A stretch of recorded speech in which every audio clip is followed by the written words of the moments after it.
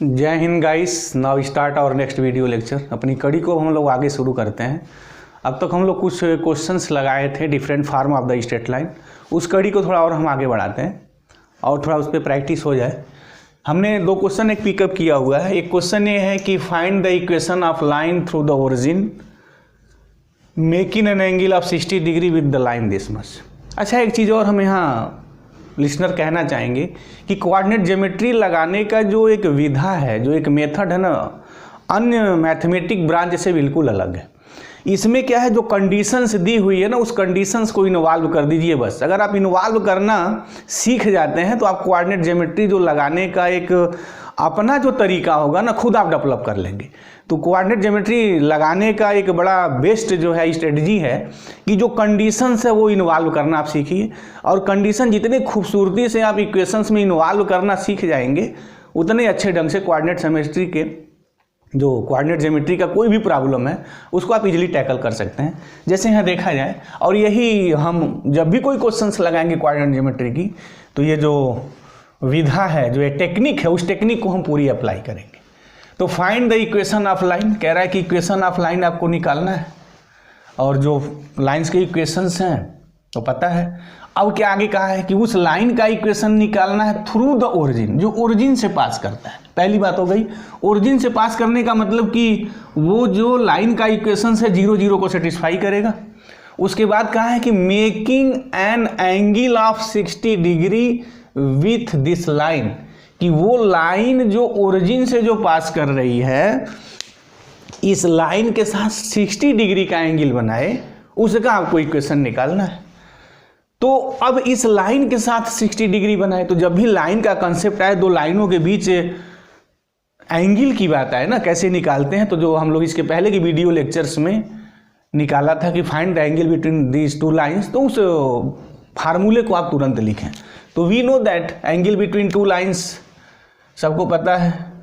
Angle between two lines, ये question 1 का हम सोल्यूशन दे रहे हैं। क्या है, tan theta is equal to what, ये है mod of m1 minus m2 upon 1 plus m1 m2। तो m1 m2 जहाँ स्लोप है, तो जिस लाइन का इक्वेशन निकालना है, मान लेते हैं उसका स्लोप m1 है, m2 कुछ भी मान लीजिए, कोई फर्क नहीं पड़ता है। Making an angle of 60 degree with this line, मतलब ये लाइन और ये जो लाइन आप निकालेंगे उनके बीच की एंगल 60 डिग्री है। कहने का मतलब यहाँ थीटा जो है 60 डिग्री दिया हुआ है, दो एंगलों के बीच लाइन 60 डिग्री दी हुई है। अच्छा, इसका स्लोप अब हम निकाल सकते हैं। कैसे निकालेंगे? हमेशा जब भी स्ट्रेट लाइन का स्लोप निकालना हो तो जो फार्मूला है, कौन formula, y is equal to mx plus C. हमेशा लाइन को इस फार्म में लिखिए, और x का जो कोफिशिएंट है this is known as the slope. तो चलते हैं उस फार्म का लिखते हैं। हियर गिवन लाइन है, जो लाइन हमें गिवन है, what, x plus √3y plus 3√3 is equal to 0। तो √3y is equal to -x minus 3√3। तो y इज इक्वल टू √3 से डिवाइड करना, -1/√3 दिस x माइनस 3√3/√3, ये हो गया। तो यहाँ से अगर मैं स्लोप का नाम m2 दे दूँ कि ये जो लाइन है अगर उसका स्लोप m2 है, तो m2 is equal to -1/√3। The coefficient of the x in this line is known as the slope of the straight line. ठीक है, यस। तो m2 इज इक्वल टू -1/√3 मिल गया। थीटा 60 डिग्री है, उनके बीच एंगल कहाँ ही है कि ये लाइन इस लाइन के साथ 60 डिग्री बना रहा है। तो फिर अब तो ताबड़तोड़ शुरू हो जाइए, आ जाइए, अब यहाँ इस फार्मूले को यूज कर लीजिए। तो ये हो गया हमारा tan 60 is equal to mod of m1 मुझे पता करना है, इस लाइन का स्लोप, माइनस m2 दिस। अच्छा, ये माइनस है, माइनस लिखेंगे तो ये प्लस हो जाएगा, 1/√3 दिस अपान क्या वैल्यू है, 1 प्लस m1 m2।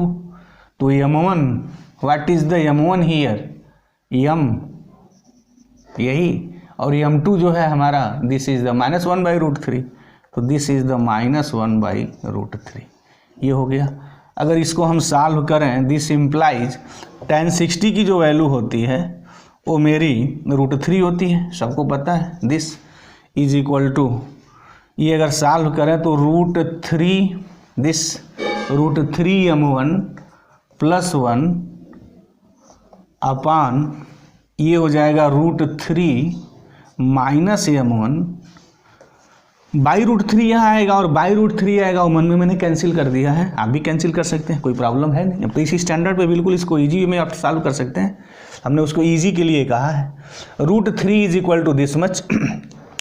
अच्छा, जब माड हटाते हैं ना तो वैल्यू प्लस माइनस आती है, तो हम उसको प्लस भी लिख सकते हैं, माइनस भी लिख सकते हैं। अगर प्लस ही लेके सॉल्व करते हैं तो कोई प्रॉब्लम नहीं है, वैल्यू वही आएगी, nothing to be the difference here. मतलब ये है कि ये यहाँ हम है इस कंसेप्ट का बहुत यूज करते हैं। अगर माड ऑफ x = a है, कोई भी नंबर है, तो always this is the greater than 0, always positive. अच्छा, =0 भी हो सकता है। माड ऑफ x = a है तो माड के बाद जो रिजल्ट जो बाहर होगा ना, माड लगने के बाद वो वैल्यू हमेशा ग्रेटर देन आर = 0 होगी। इक्वल 0 तब होगी जब एलिमेंट है, जब वैल्यू खुद 0 हो, राइट। अच्छा, माड लगेगा तो जो बाहर निकलेगा वो ग्रेटर देन 0 हो जाएगा। अगर मतलब क्वांटिटी पॉजिटिव निगेटिव दोनों हो सकती है, तो अगर पॉजिटिव निगेटिव दोनों हो सकती है बट माड लगने के बाद वो पॉजिटिव आएगा, तो कहने का हमारा मतलब हो गया कि x की जो वैल्यू है वो a भी हो सकती है, माइनस भी हो सकती है, दोनों होगी। क्योंकि जब माड लगा देंगे ना, माड ऑफ दिस, तो दिस इज द पॉजिटिव। तो जब माड हटता है ना तो प्लस √3 भी आप लिख सकते हैं और माइनस √3 भी लिख सकते हैं, दोनों लिख सकते हैं, बट रिजल्ट हमारे वही आएंगे, nothing to be the problem here. तो यहाँ देख लेते हैं। अब मैं √3 को लिख सकता हूँ, √3 = √3 m1 + 1 अपान √3 - m1। इसको अगर हम लोग सॉल्व करें तो क्या वैल्यू आएगी? This is the 3 by cross multiplication, this is the minus √3 m1, yes, this is the minus, sorry, is equal to √3 m1 + 1। ये बात मेरी हो गई। अच्छा, इसको मैं इधर ले जाऊं तो ये मेरा 2 हो जाएगा। अगर ये वैल्यू मैं इधर कर दूं तो √3 m1 √3 m1 तो 2√3 m1, 2 कैंसिल हो गया, तो m1 = 1/√3। ये वैल्यू आ गई इसकी। कहने की मीनिंग ये होगी कि जिस लाइन का मुझे इक्वेशंस निकालना है वो लाइन जब इस कंडीशंस को सेटिस्फाई करेगी, अगर वो कंडीशंस में वो इम्पोज कर दूंगा तो उसका स्लोप 1/√3 आएगा। अच्छा, इस का स्लोप जो है हमारा अभी हमने निकाला m2 -1/√3 है दिस। अब मुझे क्या करना है कि इक्वेशंस निकालना, उस लाइन का स्लोप मुझे मिल ही गया है। तो अगर स्लोप मिल गया है तो फिर तो ताबड़तोड़ आप लिखिए y = mx + c। This is the equation of the line in the form of the slope. तो इक्वेशन ऑफ लाइन क्या हो जाएगा? मुझे m2 की तलाश थी तो m2 मेरा मिल गया। तो putting this value in equation, कौन इक्वेशन? y = mx + c। तो y = स्लोप में जो निकाला हूँ 1/√3 दिस x + c। अच्छा, c अब वैल्यू क्या होगी? अब c वैल्यू इस कंडीशंस पे निकल जाएगी थ्रू द ओरिजिन की, मतलब ये जो लाइन है ओरिजिन से पास करता है, तो मतलब ये 0 0 को सेटिस्फाई करेगा। तो जब 0 0 लिखेंगे तो क्या आएगा? c की वैल्यू निकल जाएगी। तो जो कंडीशंस हैं ना, उस कंडीशंस के सहारे ही हम कोऑर्डिनेट ज्योमेट्री को सॉल्व करते हैं। बस यही इसका एक ब्रह्मास्त्र है या ब्रह्मसूत्र आप कहें कि जो कंडीशंस गिवन है उस कंडीशंस को आप इन्वॉल्व कर दीजिए, find the result. This line passing through origin, कि ये जो लाइन है, this line passing what through origin 0 0, this implies क्या होगा? ये 0 0 को सेटिस्फाई करेगा, मीनिंग ये हो जाएगा 0 और ये हो जाएगा 0/√3 0 + c। तो दिस इम्प्लाइज c = 0। और ऑलवेज एक बात हमने कहा भी था लेक्चर्स के दौरान, बताते भी रहते हैं कि जब भी कोई स्ट्रेट लाइन ओरिजिन से पास करता है या कोई भी पाथ अगर ओरिजिन से पास किया तो उसमें जो कांस्टेंट टर्म होगा पाथ में ना, वो कैंसिल हो जाता है, प्रेजेंट नहीं रहता। जैसे यहाँ कांस्टेंट टर्म मेरा c है, एक्स वाई के अलावा जो कांस्टेंट टर्म जो प्रेजेंट है, मतलब जिसमें एक्स वाई नहीं है वो कांस्टेंट कहे जाते हैं कोऑर्डिनेट ज्योमेट्री की दुनिया में, तो c 0 हो जाता है। तो c यहाँ 0 आ गया, मतलब वो लाइन जो भी ओरिजिन से पास करती है उसका स्लोप के टर्म में इक्वेशन तो यही होता है y = mx। यह मिल ही गया है 1/√3, तो व्हाट y = x/√3। ये मेरा रिक्वायर्ड इक्वेशन हो जाएगा। This is the equation of the line satisfying all these conditions. अब ये लाइन है जो ओरिजिन से पास करती है और इनके और इनके बीच जो एंगल होगी 60 डिग्री होगी, निकाला जा सकता है। और हम यहाँ निकालेंगे नहीं, टाइम को नहीं किल करना है, लेकिन जिसको इंटरेस्ट है स्टूडेंट को, जो बिगिनर स्टूडेंट हैं जो सीख रहे हैं वो सीखें कि कोऑर्डिनेट ज्योमेट्री को विदाउट आंसर देखे कैसे हम ये बात दावे के साथ कह सकते हैं कि my answer is the right here. तो फर्स्ट क्वेश्चन हो गया। सेकेंड क्वेश्चन भी देख लें, उसको कैसे टैकल करना है। क्या है second question? Find the equation of line passing through the point -1 1। ये दिया हुआ है कि जिस लाइन की आपको तलाश है वो -1 1 से पास करता है, ठीक है। तो जब भी इक्वेशन ऑफ लाइन आप फाइंड करेंगे तो वो वैल्यू लिखने पे इक्वेशन सेटिस्फाई हो जाएगा। उसके बाद दूसरी कंडीशंस क्या इम्पोज किया है, and parallel to this line, और जो लाइन गिवन है ना उसके पैरेलल है। तो ठीक है, एक और बात मैं कह दूं, जैसे आप स्लोप के रूप में अगर इक्वेशन ऑफ द लाइंस लिखने जा रहे हैं ना, तो वहाँ दो कंडीशंस है। जैसे ये y = mx + c, तो यहाँ दो चीज़ की आपको तलाश होगी अगर स्लोप का इक्वेशन आप लिख रहे हैं, एक m का और एक c का। तो हमेशा ये ध्यान में रहे, जब भी आप स्ट्रेट लाइन का इक्वेशंस निकालेंगे ना किसी भी क्वेश्चंस में, तो हमेशा मिनिमम दो कंडीशन होनी चाहिए। अगर दो कंडीशंस नहीं गिवन होगा, केवल एक कंडीशंस गिवन होगा, तो फिर तो लाइन का इक्वेशंस आप नहीं निकाल पाएंगे जब तक कम से कम दो कंडीशंस ना हो। अब जैसे मुझे इस इक्वेशंस को लिखना है, इस लाइन का y = mx + c क्या होगा, तो m और c पता होना चाहिए, और m और c तभी निकलेगा जब दो कंडीशंस पता हो, क्योंकि मेरे यहाँ दो कांस्टेंट टर्म यहाँ प्रेजेंट्स हैं। और देखिए यहाँ वही बात कहा भी है, find the equation of line passing through. पहली कंडीशन एक दे दिया कि -1 1 से पास करता है, और दूसरा जो है इसके पैरेलल है। अच्छा, तो हमने पैरेलल की बात की थी, इसके पैरेलल किसी भी लाइन का इक्वेशंस कैसे लिखेंगे, पहले वो बातें हम थोड़ा डिस्कस कर दें। जैसे ये लाइन हमारी है y = mx + c। अब मैं दूसरी लाइन लिखने जा रहा हूँ जो इस लाइन के पैरेलल है, तो कैसा इक्वेशन होगा? पैरेलल के लिए क्या होता है, कंडीशंस थी m1 = m2 होता है। अच्छा, परपेंडिकुलर की बात करेंगे अभी, m1 × m2 = -1 होता है। तो जब भी कोई लाइन किसी लाइन के पैरेलल होती है तो उसका इक्वेशन यूँ हो जाता है, y = m तो वही रहेगा, प्लस कांस्टेंट टर्म डिफर कर जाता है c1। तो जब भी कभी पैरेलल लाइन की बात करें ना, खट दे लिख दीजिए, मतलब स्लोप उसका सेम कर दीजिए। तो क्या लिखेंगे, the equation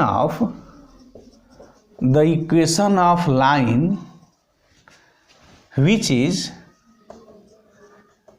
is parallel to the line, किस लाइन के पैरेलल, 2x + 5y = 7 इज। इसके पैरेलल लाइन का इक्वेशन क्या होगा, तो पहले आप स्लोप यहाँ से निकाल लीजिए इसका।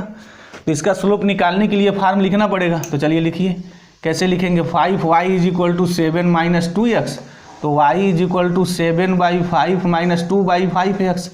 y = mx + c में x का जो कोफिशिएंट है वही मेरा स्लोप है।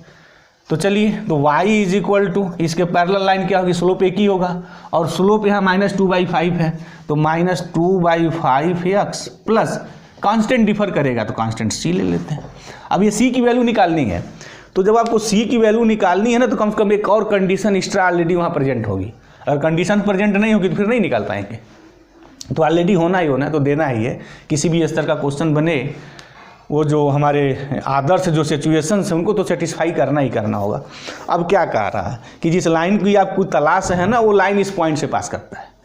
तो दिस लाइन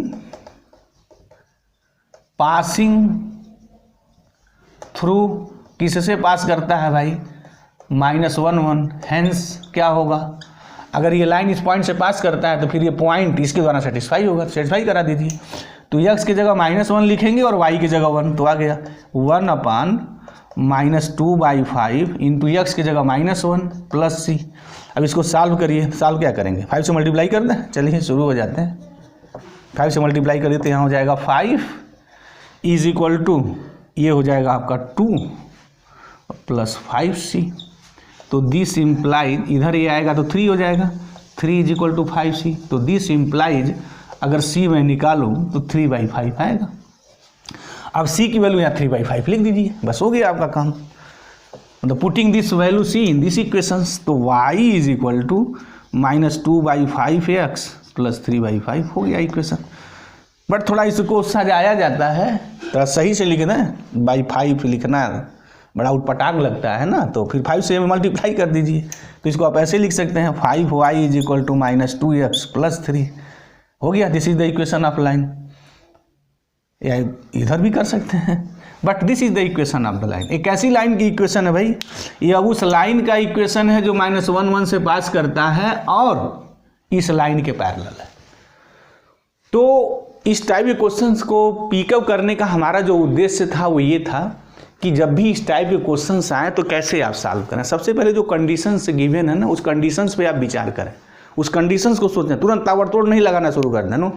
कोऑर्डिनेट ज्योमेट्री को लगाने के लिए जो हमारी प्रोसेस है वो ये है कि जो कंडीशंस गिवन है ना, उसके बारे में आप काफ़ी डीपली सोचें कि वो जो कंडीशंस गिवन है एक्चुअल में वो कहना क्या चाह रहा है, किस रास्ते से हम सॉल्यूशंस को तलाश करेंगे। तो ये तब होगा जब डिफरेंट आप क्वेश्चंस लगाएंगे और हम टेक्निकल क्वेश्चंस को पिकअप करेंगे, कैसे कैसे टेक्निकल क्वेश्चंस को सॉल्व करेंगे। तो अभी हम बड़े लोअर स्टैंडर्ड से बात शुरू किए हैं, धीरे धीरे उसके बाद तब हाई स्टैंडर्ड भी आ जाएंगे, ताकि आपकी जो कंटिन्यूटी है ना वो छोटे लेवल से बड़े लेवल की वो ब्रेक ना हो। अब हम एक और कंडीशंस यहाँ निकालने जा रहे हैं, वो भी जब हम लोग स्ट्रेट लाइन का फार्मूलेशन करते हैं, क्वेश्चंस को लगाते हैं, तो बड़ी इम्पॉर्टेंट चीज़ आती है। मतलब अक्सर वो लाइंस के इक्वेशंस में देखा जाता है, इन्वॉल्व होता है। जैसे अभी एक लाइन दूसरे लाइन के पैरेलल हो, ये बात आती है। इसके बाद आती है एक लाइन दूसरे लाइन के परपेंडिकुलर हो, तो इक्वेशन हम लोग कैसे निकालेंगे। तो थोड़ा हम यहाँ उस चीज़ को डिस्कस कर दें, क्योंकि जब हम आगे फर्दर अभी क्वेश्चन सॉल्व करेंगे तो ये रहस्य भी हमेशा क्वेश्चंस में घूमते रहते हैं। तो चलते हैं, उसकी बात भी हम यहाँ करने जा रहे हैं। Now let us start here. थोड़ी छोटी चीज़ है, उसको डिस्कस कर दें और डिफरेंट फॉर्म में मैं यहाँ डिस्कस करूँगा। जैसे ये इक्वेशन है हमारे पास, इक्वेशन परपेंडिकुलर को मैं ये वर्ड हमेशा ये सिंबल यूज़ करूँगा लिखते वक्त, बट आपको जो लिखना है ना वो आप परपेंडिकुलर ऐसे लिखिए, ये, क्योंकि एकेडमिक में तो लिखना पड़ेगा ना, ऐसे मत लिखिए, जल्दीबाजी में काम आपका बिगड़ जाएगा। Equation perpendicular to the line y is equal to mx plus c, ये हो गया। अगर कोई line y is equal to mx plus c given है तो इसके परपेंडिकुलर किसी लाइन को हम लोग कैसे लिखेंगे, हम उसकी यहाँ बात करने जा रहे हैं। तो जब भी कभी कोई लाइन किसी लाइन के परपेंडिकुलर बात करे तो सबसे पहले आप क्या लिखेंगे, मैं वही बात मैं यहाँ डिस्कस करने जा रहा हूँ। देखिए, हमें अब उस लाइन की तलाश है ना, तो इसके परपेंडिकुलर है। तो अगर दो लाइनें परपेंडिकुलर हैं तो हमारे पास तो एक ये है m1 इंटू m2, जो स्लोप होगा वो -1 होगा। चलिए, अच्छा m2 हम दूसरे लाइन की बात कर दें जिसको मुझे यहाँ निकालना है। तो m2 is equal to -1/m1 और m1 यहाँ m है, तो दूसरे लाइन का जो स्लोप होगा ये होगा। तो किसी भी लाइन का इक्वेशन स्लोप के फॉर्म में मैं ये लिखता हूँ। अब कह रहा है, तो चलते थोड़ा ये कर दें, यहाँ ये मान लीजिए गिवन है, तो m2 लिख दिया क्योंकि हमने यहाँ m2 यूज किया। बड़ा कोई वहाँ सिंबल कोई बहुत इंपॉर्टेंस नहीं है। मतलब ये हो गया हमारे कहने का कि वो लाइन जो इस लाइन के परपेंडिकुलर होगी उसका स्लोप -1/m होगा, बस। यानी जो m2 है या जो आप m1 लिख रहे हैं, क्या लिख रहे हैं उसे कोई मतलब नहीं है। अगर इसके परपेंडिकुलर आप लिखने जा रहे हैं तो जो भी स्लोप होगा आप कैसे लिखेंगे, पहले तो आपने x लिख दिया, ठीक है, y है लिख दिया। अब कोफिशिएंट कैसे लिखेंगे, यहाँ जो भी कुछ स्लोप होगा ना -1/m कर दीजिए, बस हो गया आपका काम। प्लस जो आपका कांस्टेंट है, जैसे हमने कांस्टेंट यहाँ C1 लिखा है, C2 लिखा है, C3 लिखा है, कुछ भी लिखिए। चलिए हमने C1 लिख दिया, बट यही उतार के यहाँ नहीं लिखना है, नो, पता नहीं वो उसका इंटरसेप्ट पार्ट क्या होगा क्या नहीं होगा। तो क्या इक्वेशन हो जाएगा भाई, उसका जो इक्वेशन हो जाएगा y is equal to -1/m into x plus a constant C1। तो always keep in mind this fact, always keep in mind here, कि इस फैक्ट को हमेशा ध्यान देना है। अच्छा, अगर मान लीजिए ऐसा भी हो सकता है ना कि कोई ज़रूरी थोड़ी है कि वो लाइन का इक्वेशन स्लोप के फॉर्म का दिया हो सकता है कि वो ऐसे दे दे, तो क्या फ़र्क पड़ता है, ऐसे भी दे दे ना तो वो स्लोप के फॉर्म में ही आप कन्वर्ट करिए। मतलब क्या करेंगे आपको ऐसे ही लिखना है, B Y is equal to minus A X minus C, तो Y is equal to minus A by B X minus C by B, हो गया। अब हमने क्या बताया था कि अगर आपको उस लाइन की तलाश है जो इस लाइन के परपेंडिकुलर है तो कैसे लिखेंगे, आप पहले वाई लिखिए, ये ब्रैकेट बना लीजिए। अब क्या करना है, माइनस करिए, ये जो कुछ लिखा है स्लोप एम ना उसको उलट दीजिए, मतलब माइनस के साथ 1/m, तो माइनस लिखा, अब इसको उल्टेंगे तो क्या आएगा, माइनस बी बाई ए आएगा, क्योंकि ऑलरेडी माइनस ऑलरेडी है, और माइनस मैं यहाँ ये यूज करता हूँ, minus reciprocal of the slope of the given line, जो स्लोप दिया है उसका रेसिप्रोकल कर दीजिए, उल्टा कर दीजिए, यहाँ एक्स हो गया प्लस, अब ये नहीं लिखेंगे यहाँ आप C1 लिखेंगे। अब C1 क्या होगा, वो जो कंडीशंस जो गिवन होगी उसके अनुसार फैसला होगा, बस फैसला यहाँ इसका स्लोप का होगा परपेंडिकुलर की, तो क्या हो जाएगा ये b by A x plus C हो गया। ये क्या है, ये आपके पास लाइन गिवन है, ये कौन सी है, वो लाइन है जो इसके परपेंडिकुलर है, तो अब कंडीशन एक और देनी पड़ेगी, क्योंकि अगर कंडीशंस नहीं देगा तो यहाँ देखिए थोड़ा एक हम डायग्राम की बात कर लें, इससे बात बड़ी समझ में आती है। जैसे ये कोई लाइन गिवन है, अभी कोई जरूरी नहीं कि हार्जेंटल हमने खींचा था हार्जेंटल लाइन गिवन होगी, वो लाइन ऐसे भी हो सकती है, ऐसे कुछ भी हो सकती है, बहरहाल इसको हम थोड़ा सिंप्लिसिटी के लिए बस हमने हार्जेंटल खींचा हुआ है। अब मुझे ये लाइन है, ये अब परपेंडिकुलर की बात करनी है, तो परपेंडिकुलर भाई कौन लाइन होगी, इस पे परपेंडिकुलर कितनी लाइनें खींच सकते हैं, ये लाइन हो जाएगी, ये लाइन हो जाएगी, बहुत सारी, infinite number of the lines, 2000 perpendicular to this given line, तो infinite number of the line हो जाएगी। बट ये कहीं लाइन अगर आपको निकालनी होगी तो एक और कंडीशन देगा जिससे आप C1 निकाल सकें। हमारे कहने का मतलब है, बात आपको समझ में आ रही है या नहीं? जैसे ये लाइन्स गिवन है और इसके मुझे परपेंडिकुलर लाइन से निकालनी है, तो किसी भी एक लाइन के perpendicular infinite numbers of the line होंगी, बट जो परपेंडिकुलर होंगे वो पैरेलल होंगे, तो पैरेलल होंगे तो उनके स्लोप एक ही होंगे, और वो स्लोप सबका तो एक ही होगा, बट ये C1 चेंज हो जाएगा, कोई इंटरसेप्ट फॉर्म उनका क्या आएगा ना, अकॉर्डिंग टू द कंडीशन आएगा। तो मुझे उम्मीद है लिसनर्स की ये बात जो थी क्लियर हुई होगी, there is no problem here. तो अब जब हम क्वेश्चंस लगाएंगे परपेंडिकुलर की बात आएगी, तो ये जो हमने आइडिया को डेवलप किया है, इस आइडिया को हम लोग डायरेक्ट वहाँ क्वेश्चंस में इन्वॉल्व करेंगे। तो thank you very much guys, जय हिंद।